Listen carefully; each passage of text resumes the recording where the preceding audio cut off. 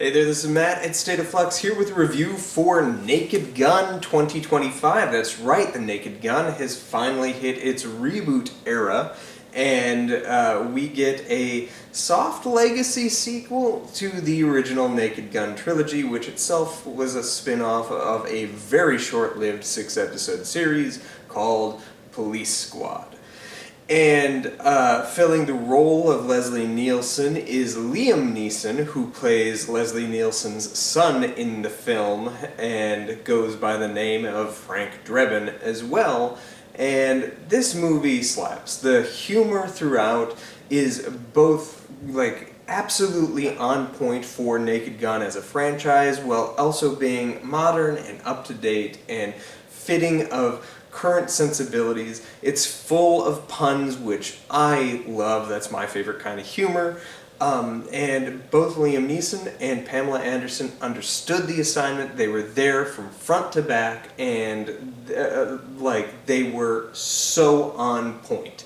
Paul Walter Hauser also is in the cast, and as always, he is a delight.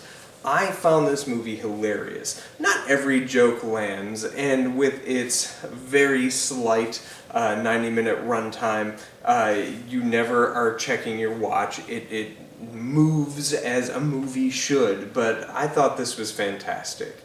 The score is very reminiscent of The Dark Knight, which is really kind of cool, and as I say, Pamela Anderson, between this and The Last Showgirl, really has had a career resurgence, and I hope that continues. She's always been a good actress who has just not been given the material to excel, and I've always felt that her comedic work lands well. She Spies was a really fun show, and again, she understood the show she was in and was able to capitalize on that. I think people are recognizing now what she truly has been bringing to the table and are allowing her to do so, which is pretty great.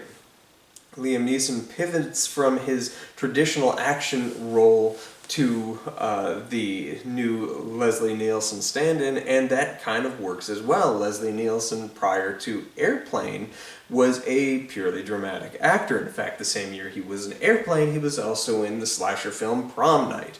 He often played kind of heavy, dramatic roles, and it was Airplane and subsequently the Naked Gun franchise that got him into this comedy whirlwind, which carried him to the rest of his career. So if we are at Liam Neeson's comedy period, I'm all for it. He did a couple of cameo appearances in comedies like Life's Too Short with Ricky Gervais and Warwick Davis, and he was just phenomenal in it. So he can do straight-face comedy. I have full faith in that, and if this is the launch point to a franchise, I hope it happens because it's really good. The box office returns aren't great. Hopefully this finds its audience after the theatrical run, but if you still have this playing in a theater near you, see it in a theater, see it with an audience. It's funny. Everybody in my theater was laughing. There's a really good Buffy the Vampire Slayer run in the movie that had me cackling, but